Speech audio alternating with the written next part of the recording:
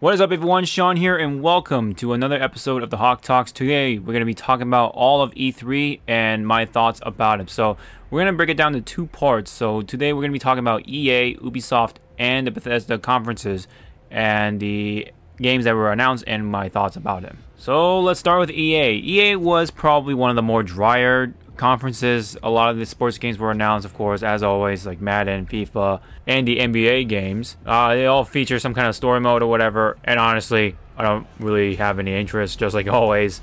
Never really did, and don't really plan to pay more attention to, other than what was shown in the EA conference. A Way Out was probably one of the more interesting ones. It is a co-op game featuring a prison break. It is the game that was created by the same creators from Brothers, A Tale of Two Sons, which was one of the more niche games, but you know, a lot of people who played it seem to like it enough that the creators went ahead and made another game, and it's completely different, seems like. So A Way Out is probably one of the more interesting games for a lot of people, and I would think so as well. Don't know if I'm going to pick it myself, but definitely I'll keep my eye out a lot more than these sports games that were announced at EA. Another game that kind of caught my attention was BioWare's new game called Anthem. Anthem is here. It wasn't really talked about in this conference, but it was teased for what was going to be revealed at the Microsoft conference, which I will talk about in another video. Lastly, Battlefront 2. This is definitely the game I'm actually interested enough for me to get it myself here. I did like the first Battlefront game, I will admit it. It was fun for, you know, a couple of weeks at the most, and it was really fun to play with, you know, the people I know and the community around myself, and it was a lot of fun. It was like it felt like an authentic Star Wars experience, but because of the lack of content, the lack of kind of that drive for me to, you know, continue playing this game, I kind of fallen out a lot quicker than I expected. But this time around, looks like EA is really, you know, kind of breaking that shell, being less stubborn this time around, and they're just, you know, listening to their fans. And we're getting a story mode of some kind, some campaign, like a campaign mode. Even one of the actors from the campaign mode made an appearance in the conference, and that was probably one of the more interesting parts of the conference itself. And in Battlefront 2, I was pretty convinced from the beginning, but it definitely kind of convinced me a little more, especially with the content that's coming to this game being free, or a lot more free anyway, to say the least, than the first Battlefront. The first Battlefront, it was a flat out, you know, $50 season pass. You know, if you didn't get this, of course, you're gonna miss out on this content at that price.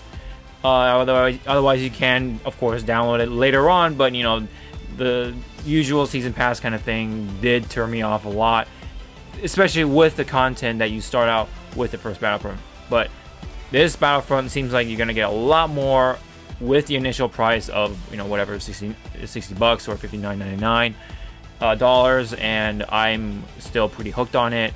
You get to play as a lot more heroes, I think, and you get to play as John Boyega's, you know, Finn later on, I think, and the Force Awakens, of course, is gonna make it in there. All the other eras are gonna make it in there as well, which is really cool. You get the classes and all that stuff, and who would have thought that EA, you know, would listen to their fans and actually make it like a Battlefront game. Now they have the classes and the amount of content and the eras and stuff like that. They have a whole bunch of them, and you get to play as, you know, a lot more of the types of enemies, or you know, like the droids and what have you. For the most part, I'm really happy with it, and I think I'm, you know, gonna set my sights on Battlefront out of all these EA games, and definitely, you know, there's something for me to look forward to. I do still like me some shooting here and there, you know, whenever I'm taking a break from fighting games or adventure games or what have you.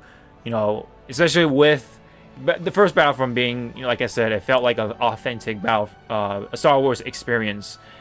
You know, having that Battlefield gameplay a little bit, you know, somewhat, but with, you know, the sounds and experiences, the authenticity that is Star Wars. I do like love me some Star Wars, so that's why I think this game will come out a lot more perfect. Up next is Bethesda, which is probably, in my personal opinion, the driest conference I've ever, you know, seen for this time around. There are some interesting things, such as Evil Within 2, Dishonored, and Wolfenstein 2. But other than that, there was just a Switch version of Skyrim, which is kind of cool, but at the same time, it's an old game, so you know, it's kind of good to kind of, I don't know, move on to the next thing. And of course, there was the Breath of the Wild amiibo thrown in there for the outfit.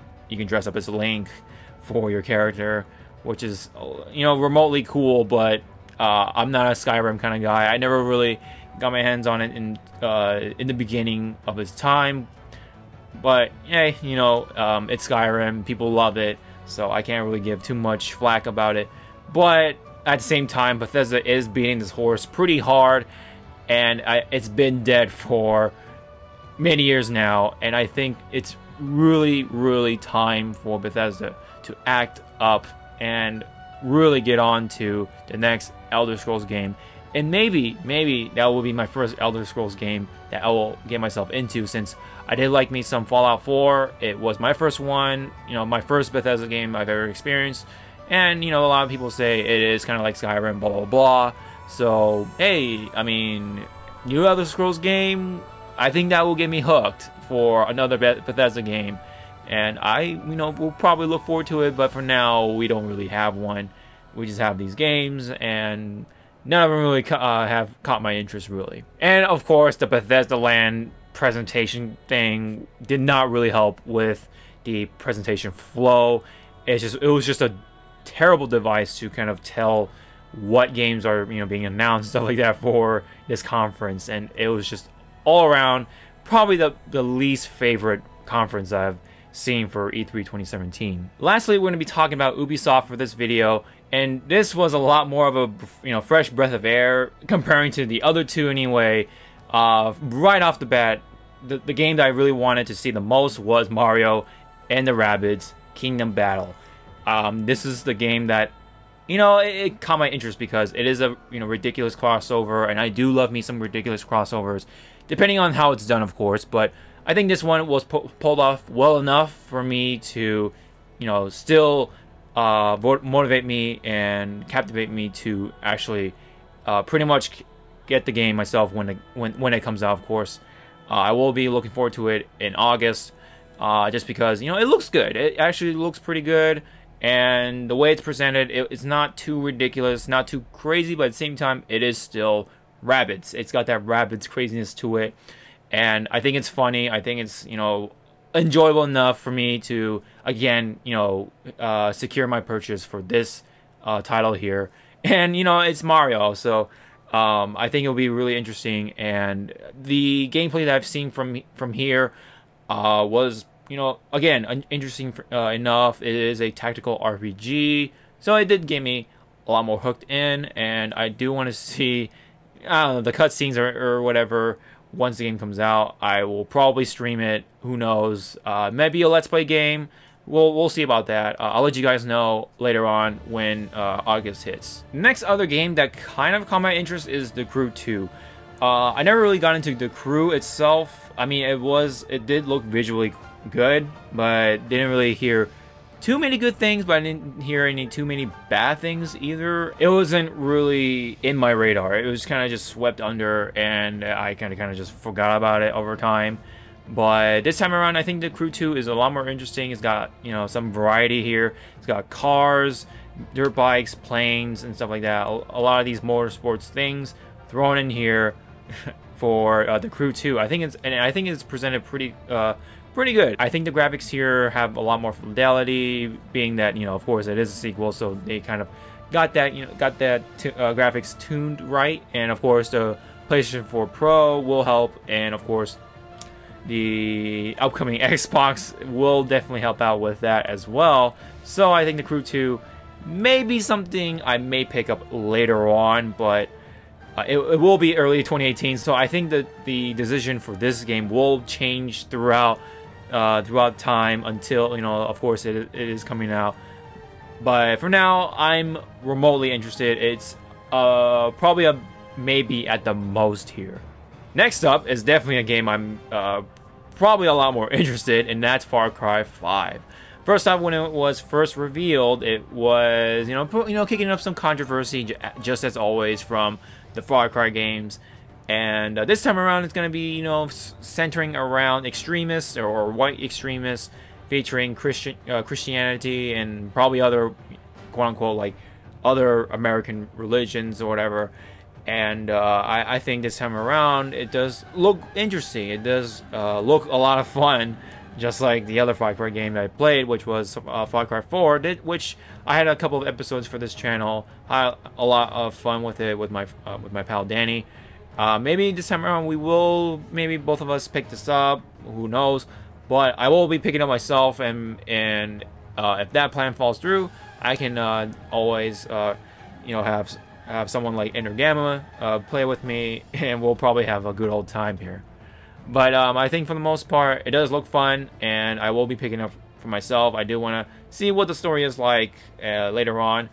But will I get this during release time? Not 100% sure, but I do want to get it nonetheless. During the release week or release window, who knows. And one last game from Ubisoft that was revealed, and this was probably the biggest reveal from Ubisoft, and is having a lot of people talking about it, and it's Beyond Good and Evil 2. I myself have not touched a Beyond Good and Evil game, which, you know, when the first one came out, that was during, I believe, the GameCube, PlayStation 2, and Xbox era. But it kind of slipped through the radar for me. But actually, I did hear some things that were a lot good, and of course not evil. It was probably like one of the most talked about games at the time, but it's kind of a blur as of right now. And but it was popular enough where, to the point where even the creators really want to get this game out, but, you know, a lot of things happen. And when they finally were able to announce it at this conference, you know, the creators came out, they were teary-eyed, and one of them was even almost pretty much bursting into tears. But I think the trailer itself was pretty cool. I did like this this Dreamers kind of vibe that it gave off from the characters, you know, like the monkey, or excuse me, the chimpanzee, you know, kind of tricking the pig and his gang, of course. And they're about to head out to space. It seems like a space pirate kind of game this time around, and I wasn't too sure what the first Beyond Good and Evil was, and if maybe this game is separate from the first one, meaning, like, you know, if the stories aren't too tied together, you don't really need to play the first one, then, you know, I'll definitely consider picking up Beyond Good and Evil later down the line here. Beyond Good and Evil 2, I mean. Maybe when Beyond Good and Evil decides to show up on the PS4, whether it's remastered or not, maybe I'll give it a go. But anyways, Beyond Good and Evil 2, if it has a separate story, then I'll definitely consider it. And hopefully it comes out as a fully fleshed out game, you know, with great characters, great story, and a lot of charm and all that stuff. And I'm sure that will be the case, especially with these guys working their butts off and crying all that stuff on stage. And I don't know. I think I have enough hope that this game will be one of the most talked about games again once it comes out. So that's pretty much it for EA, Bethesda, and Ubisoft when it came to the conferences, what was revealed, and what my thoughts were on certain games that I wanted to talk about here. Thank you guys so much. If you have any comments or anything like that, leave me down below. I'd love to read them. And don't forget to hit the thumbs up, hit the subscribe button if you haven't already, and hit the bell to be notified for more videos like these, including the next video featuring Microsoft, Sony, and Nintendo. So until in that video, I'll see you guys. Sean out.